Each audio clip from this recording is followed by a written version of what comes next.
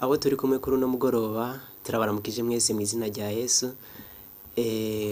Turakunda cyane kumva ubuhamya mutanga ko musigaye ari benshi bakurikirana kino kiganiro umuntu muzima. Rero ivyo biradushimisha kandi bidutera intege iyo tumaze kumva benshi muri mwebwe badukurikirana. Rero kuri uno mugoroba uwo muri kumwe yitwa Kaze Kante Godson. Ico tugiye kuyaga no munsi turavuga ku ngwara zimwe zikunda gufata abantu cane, zibangamiye abana cane ndetse n'abandi mu rundi gwego. Ariko imbere yuko twigana ivyo nashaka tubanze dusome igitabo kimwe cyo muri Matayo. Yavuze ikintu gikomeye. Matayo igice ca 4 umurongo wa 23 igihe Yesu yari Galilaya yakoze ibintu bikomeye aho Matayo igice ca 4 umurongo wa 23 handitse ibintu mushaka ko mwumva. Yavuze ngo Yesu agenda i Galilaya hose yigisha mu masinagogi yabo, ababwira ubutumwa bwiza bw'ubwami, akiza indwara n'ubumuga by'uburyo bwose mu bantu. Uyu ni Yesu yari afise umurimo wari umuzanye ku isi, wari gukiza ubumuga n'indwara zose zari mu bantu. Ivyo rero ubutumwa bwiza burabikora. Niyo mpamvu mu gitabo c'itanguriro igice ca mbere umurongo n'uwa 20 igice ca kabiri umurongo wa 31 Imana yararavye irarema, imaze kurema ibona ko vyose ari vyiza. Ivyo kubona ko vyose ari vyiza nuko vyari bifitiye akamaro ikirema muntu. Imana yararemye irema ibintu bitandukanye by'ubwoko bwose, ariko imaze kubiraba iravyitondera irabiraba iza gusanga yuko vyose ari vyiza. Niyo mpamvu Imana yaremye. Uza gusanga kenshi muri kino gihe kubw'inyigisho nyinshi zitandukanye abantu gasanga ivyaremwe ntibaha agaciro nkuko vyari bimeze. Mwomenya yuko Imana ikirema yabanje guha umuntu ivyaremwe ngo abifungure. Imuha utubuto, imuha ivyatsi bimera utubuto n'ibindi vyamwa vyose kugira bimubere imfungurwa. Ivyo Imana yari yabirimeye ikirema muntu. Ivyo nta kindi vyari bifise nuko vyari bifise ivyunyunyu, bifise amavitamine agendereye gufasha umuntu mu kubaho kwiwe neza. Rero mu gitabo c'itanguriro igice ca mbere Imana niyo yavuze ikintu gikomeye. Umurongo wa 31 ngo nuko Imana yihweza ivyo yaremwe vyose kandi vyari vyiza cane. Buragoroba buraca umunsi ugira gatandatu. Umunsi wa gatandatu Imana yari yihweje ibona yuko ivyo yaremwe vyose vyari vyiza cane. Kuba kwiza kwavyo nuko vyari bifitiye akamaro ikirema muntu. None mu gitabo ca Bibiliya muzosanga henshi Imana yagiye ikoresha ivyaremwe mu kuvura abantu. Ivyo biragaragara neza cyane kuko mushake mwumva akakantu, kuko benshi abantu barahihendera ugasanga hari imyizire myinshi itandukanye, ugasanga ikwiragwanya bimwe na bimwe mu vy'Imana yaremye, ivyo bigasuma bikwegera uguhona kudasanzwe. Rero mu gitabo ca Bibiliya batwereka yuko Yesu yagiye akoresha ubuhinga butandukanye bwo gukiza indwara. Ubwa mbere hari indwara nyinshi muri kino gihe no muri ino si y'ubu. Ubwa mbere hari indwara yitwa icaha. Iyo ngwara yitwa icaha Yesu yarayikijije. Muzosoma mu gitabo ca Mariko igice ca 2 umurongo w'indwi. Haje umuntu yaragwaye, uwo yaragwaye indwara, ariko Yesu amubwira ati ngo ivyaha vyawe birahariwe. Izo ngwara nuko zari zatewe n'icaha, maze amubwira ngo ivyaha vyawe birahariwe. Iyo yari indwara ikomeye kandi n'ubigihari. Iyo ntawo ndayikiza na maraso ya Yesu n'ubuntu bwayo, yari indwara y'icaha. Ivyo vyanditse mu gitabo ca Mariko igice ca 2 umurongo w'indwi. Ico ni cyambere. Ica kabiri nuko hari indwara z'amadayimoni. Izo ndwara z'amadayimoni muzosoma mu gitabo ca Mariko igice c'9 igihe Yesu yagomba gukiza umuntu yaragwaye intandara, ariko ivyari vyamuteye yari yabitowe n'amadayimoni. Intumwa ziwe zaragenda ziragerageza kugira ngo zimukize, zirananirwa. Zimaze kunanirwa Yesu arababwira ati mwenizo ngo zikizwa no gusenga no kwisonzesha. Iyo ni ingwara y'ubwoko bwa mbere. Bwa kabiri, iya gatatu zari ingwara maladie organique. Izo zibaho. Niyo mpamvu mu gitabo ca Yesaya niwe ico gihe yavuye Ezekiya, ariko mu kumuvura yakoresheje ubuhinga bukomeye. Nshaka ko mwumva mu gitabo ca Yesaya igice ni ca 38 handitse ijambo shaka ko mwumva umurongo wa 21. Kandi Yesaya yari yavuze ati babiri intore ibabumbabumbwe mu sukoni bayomeke ku kivyimba kandi azokira. Uyu yari isukoni mukizi neza nirofigiye. Iyo sukoni no muri iki gihe ifise akamaro kanini cyane ko gukiza indwara zikomeye, haba indwara za migraine, haba ibikomere byanse gukira. Izo insukoni irofigiye na figue izo nubu biracavura. Niyo mpamvu Yesaya yarashoboye gukora igitangaza nkuko Elisa yari yarabikoze n'abandi bahanuzi, ariko yabonye yuko igikomeye kugira umuntu akire byari gukoresha mu bimwe ivyaremwe Imana yakoresheje. Rero kutabikoresha kuko bifise ubushobozi byaremewe kugira bifashe umuntu, ubwo no kutamenya guteye ubwoba. Niyo mpamvu Imana yifashije ivyaremwe byari kugira ngo umuntu abeho ari muzima.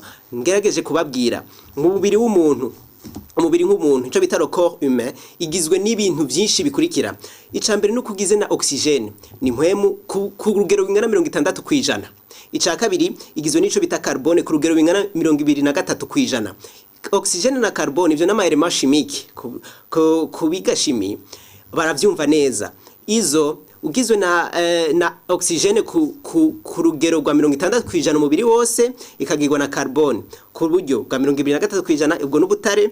Hydrogene ni 10%, azote ni kabiri n'ibice bitandatu, na calcium na phosphore, potassium na zinc.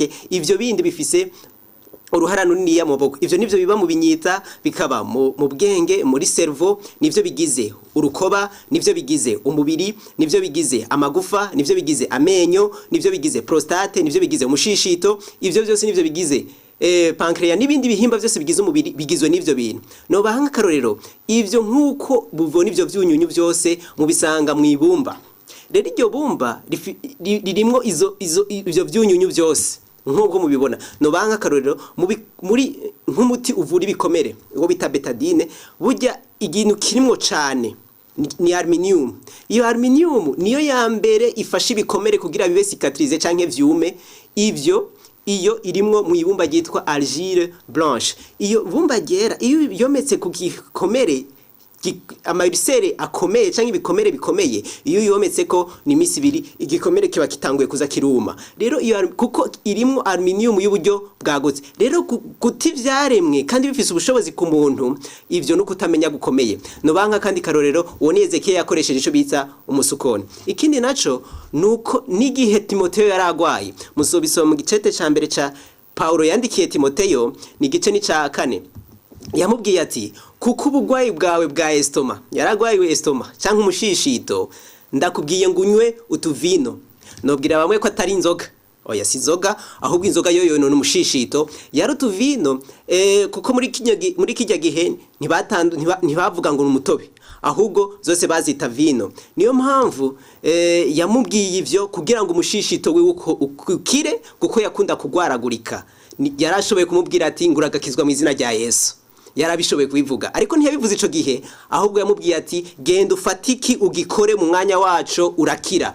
Rero yarabishoboye kumubwira kumugiza mu izina Yesu, kuri benshi yari yakijije, ariko ico gihe ntiyakoresheje ubwo buryo, ahubwo yamubwiye ngo fatiki ugishire mu mwanya waco urakira.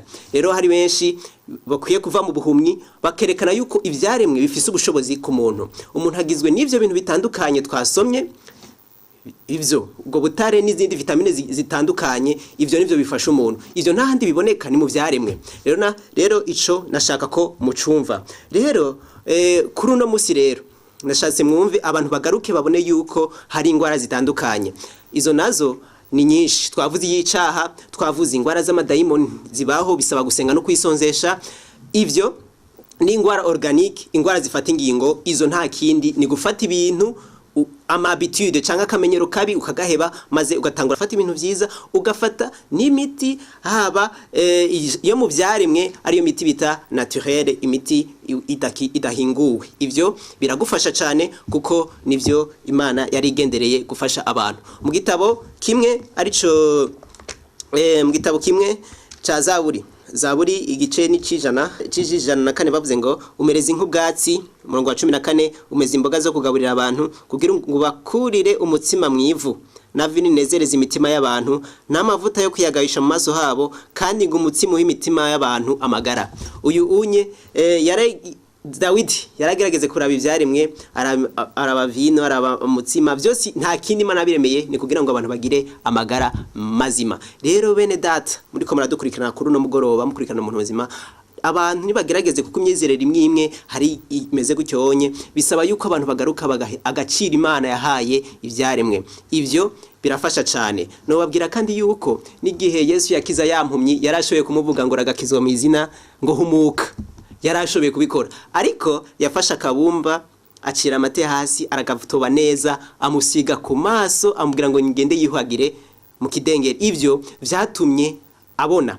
Rero yarashoboye gukora igitangaza bigacamwo, ariko yabanje gukoresha ubushobozi Imana yashize muri iryo bumba. Niyo mpamvu Imana ifise uko ikora kandi ifise n'umugambi ifitiye ikirema muntu biciye mu vyaremwe Imana yakize. Twabamesha yuko mu miti imwe imwe ikogwa kwa muganga hariho nka za kenkina, hariho nka za kinine, hari zikogwa muri kenkina, imiti ya malaria, hari imiti ibumba barakunda kurikoramo imiti itandukanye, ndetse n'ibindi vyatsi byinshi bikunda kuvamwo imiti itandukanye. Ivyo barabikoresha cyane. Niyo mpamvu rero ubifashe bikiri naturel bitaraca mu mahinguriro ukabikoresha navyo ni vyiza.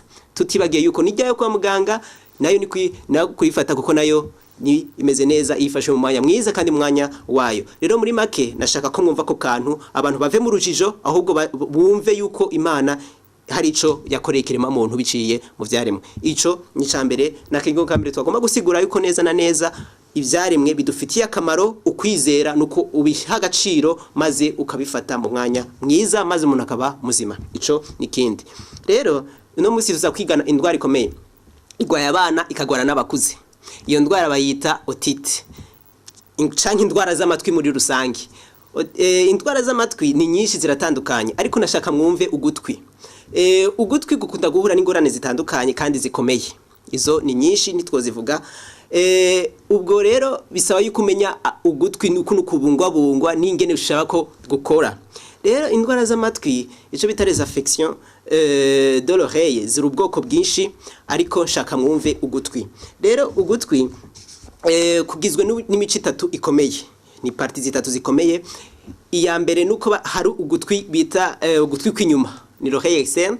Niyi nuko kumubona kumeze uku kugizwe n'akaringoti gatwara amajwi kukayageza indani mu gutwi. Hakaba n'igice ca kabiri, ico ni ca kabiri citwa ni l'oreille moyenne. Aho onye hagizwe n'ibice bitatu bikomeye. L'oreille moyenne igizwe n'ico bita crochet limaçon, ikagira nako bita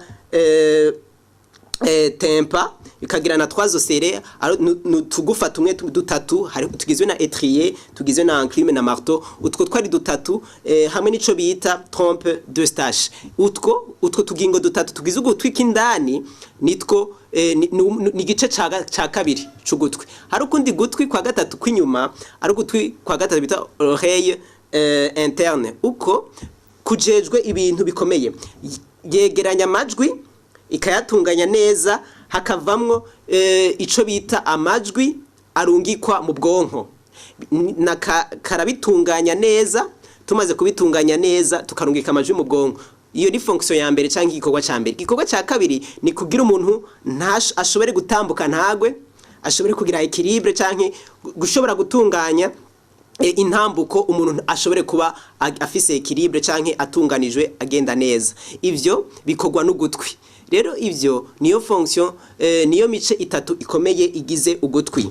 Nuko igizwe n'ugutwi kw'inyuma uko bita l'oreille externe, igizwe n'ugutwi ko hagati, ukagira n'ugutwi kw'inyuma bise kw'indani bise l'oreille interne. Kumaze gutunganya amajwi icibirungika mu gutwi kundi kwa gatatu, maze uko gutwi kwa gatatu gwatunganya ukamenya uri nijwi rimeze gutya rivuze gutya, maze ubwonko bugatangura bukabicagagura bukamenya yuko uvuze iki.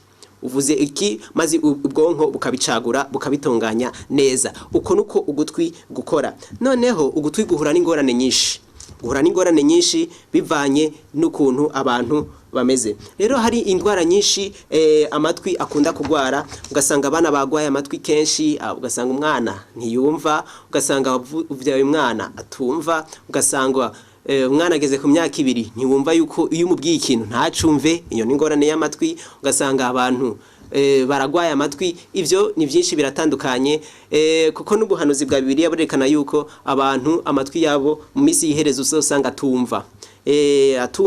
Ivyo ni kibazo giteye ikibazo. Rero mu gitabo bavuze byinshi kuvyerekeye amatwi. Ico twovuga ku ngwara zimwe zifata amatwi, turavuga indwara y'umuhaha. Iyo ndwara y'umuhaha ayo bita otite igwaye abana benshi. Iyo ikaze iraba ikomeye cyane bayita mastoiditis. Iyo ni indwara ikomeye cyane abana bakunda kugwara. Rero iyo n'abakuze barayigwara. Ariko shaka twumve uyu muhaha irangwa niki? Ubwa mbere nuko irangwa n'ububabare, ugasanga umwana arababara mu gutwi. Ico ni cambere. Ica kabiri nuko amashira akaza mu gutwi. Ica gatatu nuko umwana atangura kuvirirana cyangwa umuntu akuze gatangura kuvirirana. Ica kane nuko umuntu atangura kutumva neza bivuye ku kibazo, ugasanga ntiyumva neza, ugasanga ukumva kwagabanutse bivuye n'ico kibazo cyo kugwara amatwi. Ikindi naco nuko haba ekuremo, ugasanga havamwe utuntu amazi cyangwa ibintu bimeze nk'amashira binuga kandi menga biti birababaza. Ico naco nikindi nuko haba haragera iyo yakaze cyane tempi gatoboka. Tempa imaze gutoboka ikibazo kiba cavuse cyane muri ico kibazo c'amatwi. Rero iyo ni indwara ya mbere abana bakunda kugwara ndetse n'abakuze. Iyo ni indwara ikomeye cyane. Womenya gute yuko umwana atumva? Womenya yuko umwana afise ico kibazo gute? Ica mbere nuko umenya yuko ku mezi iyo umwana kivuka, iyo umwana afise atarakwiza amezi 6 usanga umwana adakanguka n'amajwi. Ugasanga umwana ntakanguka, uramubwira ikintu ntakanguke, ugasanga niyo ushitse giturumbuka nta reaction agira canke nta kuntu usanga hinduye uko yari yifashe. Uyu mwana afise ikibazo. Ica kabiri nuko iyo nk'umuvyeyi wiwe ariko aramuyagisha ntashobora kuraba iruhande, yari iruhande yiwe ntashobora kuraba iruhande ngo agire umutwe. Ivyo onye umwana abafise ikibazo c'amatwi. Ikindi womenya nuko umuvyeyi amubajije ikintu usanga ntiyishura. Ico naco kiravana nuko umwana atumva. Ikindi gikurikira nuko iyo ageze ku mezi 6 usanga umwana ntavuga, nta jambo ashobora gusohora ngo avuge. Uwo muraraba neza usanga afise ikibazo c'amatwi. Iyo ageze ku mwaka umwe umwana usanga ntatahura kiretse ukoresheje ikimenyetso. Uravuga ikintu aza gutahura iyo ukoresheje ikimenyetso. Ikindi naco nuko ku mwaka umwe n'amezi 6 usanga ntashobora gutahura ngo amenye izina giwe. Uyu mwana afise ikibazo c'amatwi. Ikindi ageze ku myaka 2 usanga umwana ntashobora gutega amatwi iyo bariko bamutera agakuru canke umugani. Ugasanga umwana ntashobora concentration ngo atega amatwi ngo yumve. Uwo afise ikibazo c'amatwi. Ikindi gikurikira nuko amaze kurenza imyaka 2 umwana ntashobora kwishura ku kibazo. Ugasanga umuntu ashobora kwishura ku kibazo duto ntashobora kutwishura. Ugasanga niyo ariko araraba tuvuge televiziyo usanga umwanya wose ashaka yuko bongereza volume. Uwo afise ikibazo c'amatwi ni kwegera ni kumuvuza hakiri kare bitarakora ngo bikire bikomere. Iyo ni indwara y'amatwi. Ikindi naco hari indi indwara nyinshi. Iyo itegwa cyane n'induru. Ugasanga umuntu aba ahantu hatera hari induru, ugasanga amatwi yarazivye kubo aba mu hantu hari induru cyane. Ivyo birakomeye cyane kuko ro bruit ico bise induru kirakunda kugwaza amatwi ku buryo bukomeye cyane. Si amatwi gusa gwara ahubwo n'izindi ngingo z'umubiri ziragwara. Ica mbere nuko bavuze ngo iyo umuntu aba ahantu hari induru, nababwire neza yuko iyo abantu bakoresha baba ahantu hari induru, hari amakamyo aguma cana ko amaradiyo ibiki induru ahantu usanga nyene umenga ni muri atelier. Aho hantu ugasanga niho wama. Ivyo birafise ikibazo biteza amatwi. Ica mbere nuko iyo abantu baba ahantu hari bruit, hari induru nyinshi, ivyo bituma haba deterioration de la sens de l'ouïe. Bisigura ngo kumva birateba bigagabanuka, bigasaba yuko iminsi yose iyo hageze kumviriza ikintu umuntu ategerezwa kuvuga cyane. Ni kubera abanye ahantu hari induru cyane. Ikindi nuko bitera guhangayika, bitera stress. Abantu bakunda ku bantu hinduru batera guhangayika.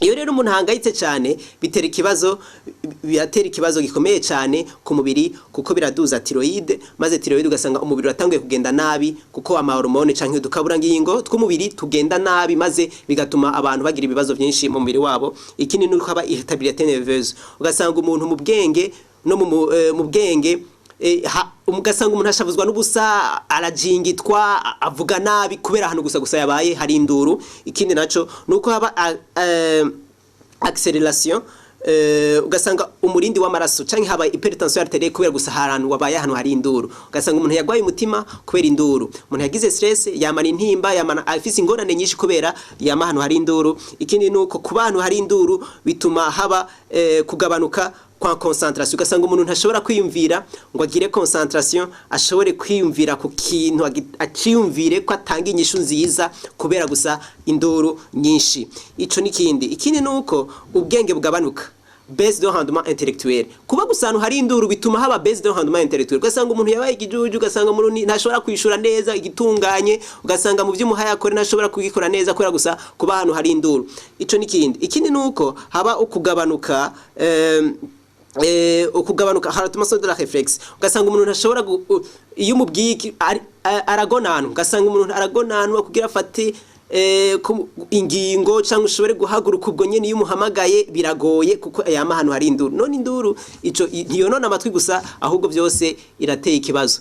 Ico ikindi twovuga ku ngwara z'amatwi nuko écouteur, abantu bakunda gushiramo ama écouteur mu matwi, ugasanga ni twatuma bakunda gushiramwo two kumviriza. Ivyo biteye ikibazo cyane amatwi, nshaka mu byumve kandi mu bitahure. Amatwi hari amajwi yonona amatwi bivanye na volume canke son yinjiye mu matwi. Ivyo bigatuma tempa iba perfore, bigatuma tempa itoboka. Iyo tempa maze gutoboka, iyo bibaye kenshi cyane tempa ntishobora kwiyugara, ivyo bituma haba ama infection mu matwi. Umuntu akazogwana indwara z'amatwi zikomeye cyane kubera gusa iyo écouteur. Ugasanga umuntu yaraviriranye ntihakiva y'amashira gusa, ahubwo havayo n'amaraso. Ico ni kibazo kiba cakomeye mu gutwi. Ivyo birategwa n'ama écouteur. Rero ama écouteur hari uburyo bushaba ko umuntu bikogwa. Bisa vyiza vyari kurekwa abantu bambara écouteur, ariko bishitse naho bikagera bisaba yuko volume ibirimwo umuntu ashobora kuvuga n'impande yawe ushobore kumwumva. Hari abantu mubwira ati ngo bite yambaye écouteur, ugasanga ntiyumva ico mubwiye, ugasanga ameze nyene yayinze agendana natamba, ndetse ugasanga volume yabaye nyinshi ku buryo umuntu adashobora kukumva, uburi kuronona amatwi. Niyo mpamvu amatwi afise ikibazo kinini muri kino gihe. Ahantu bari amakamyo menshi, ahantu baba hano indege zigurukira, abantu baba hano hari biradio byinshi, ugasanga n'urupango ari radio ya naka vyahuriye hamwe bibaye potopoto. Ivyo kuba mu nduru ni kibazo, abantu bakagwara amatwi batazi yava. Ico nikindi naco gitera amatwi n'izindi ngwara zitandukanye. Hariho twovuga na bronchite, twovuga za sinusite na mahume n'inkorora zinshi zitandukanye. Ivyo birakunda gutera indwara. Twomenyesha n'abantu niyo bariko barimyira, ni bibi kwimyira ufashe izuru. Hari umuntu agira izuru ugasanga afashe hamwe ahandi yaharetse. No, mu mategeko agenga kwimyira ivyo ntibibaho, kuko ivyo vyonona amatwi. Ugasanga muri trompe de stache iri mu gutwi indani ko hagati, iyo wimyiriye hamwe haba pression nyinshi, inguvu izari nyinshi mu matwi, bigatuma ugutwi kuziba. Niyo mpamvu iyo bigize ico kintu bisaba neza mu mategeko agenga kwimyira yuko abantu bimyira, ariko mu kwimyira agafata n'amaboko yose, imyenge yose y'amazuru akayifuka. Ariko kwimyiza hamwe ahandi oya, ivyo ntivyemewe, vyonona amatwi, bikonona ndetse n'ingingo zimwe z'umubiri. Ico nikindi rero abantu bavyumve neza.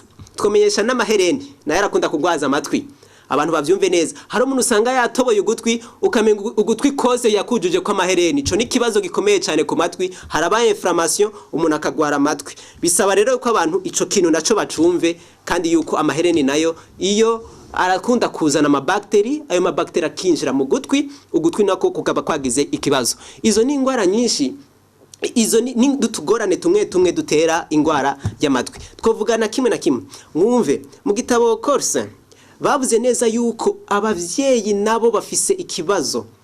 Mwumve ubu unye muri nosi hari ibibazo byinshi. Ni kibazo kuba umuvyeyi utazi kurera, ico ni kibazo. Kuba umuvyeyi utazi kurera ushobora kuvyara, ariko ikibazo gikomeye nukurera. Rero kumurera bisaba ubumenyi. Niyo mpamvu la science ushirako temperance vyanditse mu gitabo kimwe ca Petero wa mbere, cete Petero yanditse ca mbere. Ico coco yaravuze neza yuko niyo hakenewe ubumenyi, maze kumenya hakakenerwa temperance. Yavuze ngo kwizera mukongere kingeso nziza, maze ingeso nziza muzongere ko kumenya, c'est la science. Mamaze kumenya ngongere ko ico bita la temperance. Bavuze mu gitabo rero ca Corse, bavuze neza yuko iyo abavyeyi benshi iyo yibungenze yirinde itabi, yirinde nico bita ivyayi vya caffeine, kuko ivyo bifise ikibazo bitera abana mu bijanye n'amatwi.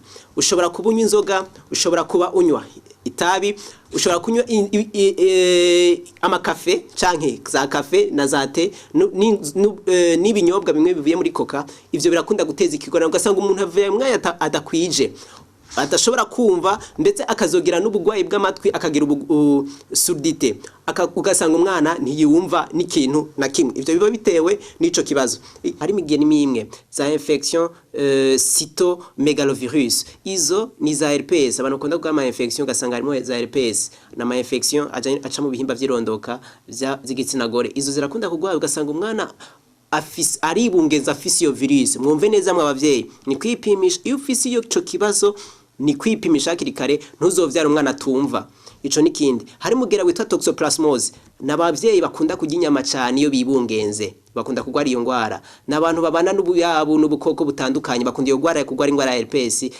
ingwara ya toxoplasmose izo iyo uyifise wibungenze witege kuzovyara umwana atumva ico nikindi ikindi naco ni syphilis ni ingwara maladie sexuellement transmissible ni ingwara zifata mu bihinga vyirondoka iyo yugwaye ni kuyivuza hakiri kare iyo wibungenze abantu barakunda kugwara izo ngwara zico ingwara za otite canke umwana akazovuka atawumva niyo mpamvu bisaba yuko uhagiba ubumenyi maze abantu bakivuza ivyo navyo muzobisoma muto bya course iyo izi kufisi iyo migera ni gufata umuti bise Ginkgo uragurisha mu pharmacy amwamwe ateye imbere uyo ni mwiza cyane ku mantu ofise ico kibazo noneho mu kurangiza tugiye gutanga umuti kuvyerekeye ico kibazo c'umuhaha n'izindi ngwara z'amatwi z'uburyo butandukanye hariho za ma inflammation za eczema za acne z'ubwoko butandukanye bisafata amatwi ama inflammation y'amatwi ivyo bitandukanye bisaba gukora ibi bikurikira icambere nuko ufata ugazurakoresha ubuki ubwo buki ushobora kuzurabunwa mu mazi mu gatondo iyo uvyutse ugashiramwo indimo ivyo bikabikubera akamenyero ukazura bifata iminsi 40 wikurikiranya ico ni cambere ubuki nabwo iyo uzi kufise imisonga mu gutwi amashira mu gutwi ububabare mu gutwi amademangeaison kumva utumenga uraribwa mu gutwi amashira ava mu gutwi ubwo buryo butandukanye bwo kwara bw'amatwi bisaba yuko ufata ikikurikira nuko mu gatondo no ku mugoroba uzurafata imaryubuki uriterera mu gutwi ico ni cambere ica kabiri nuko ufata erayo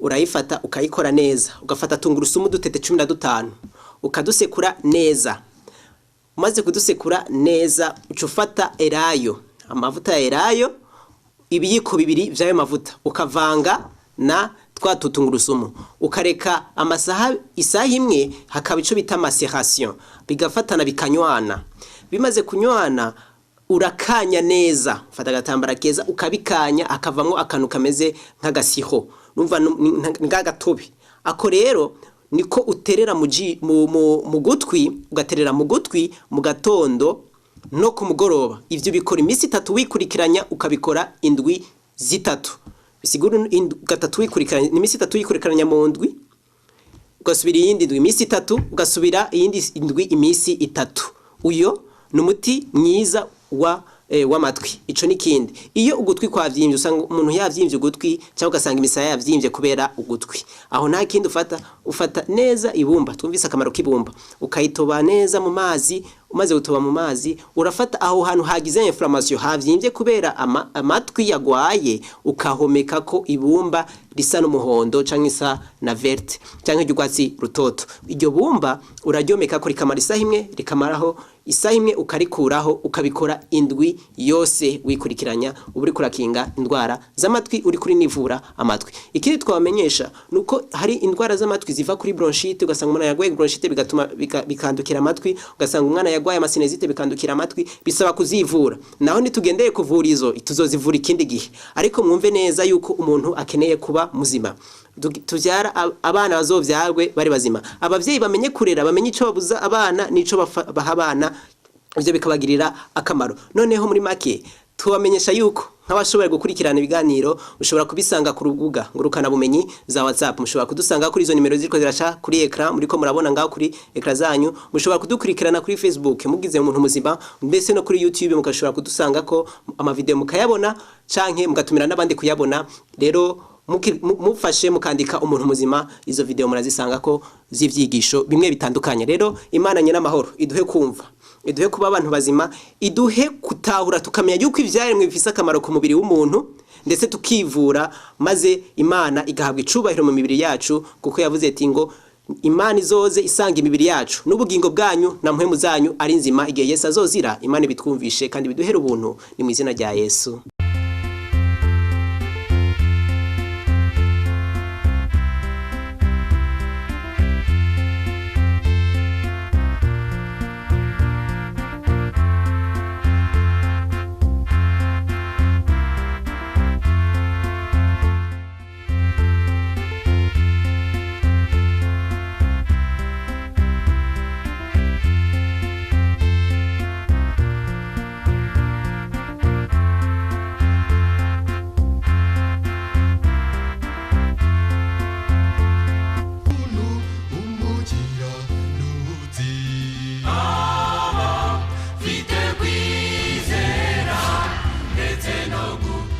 Jamani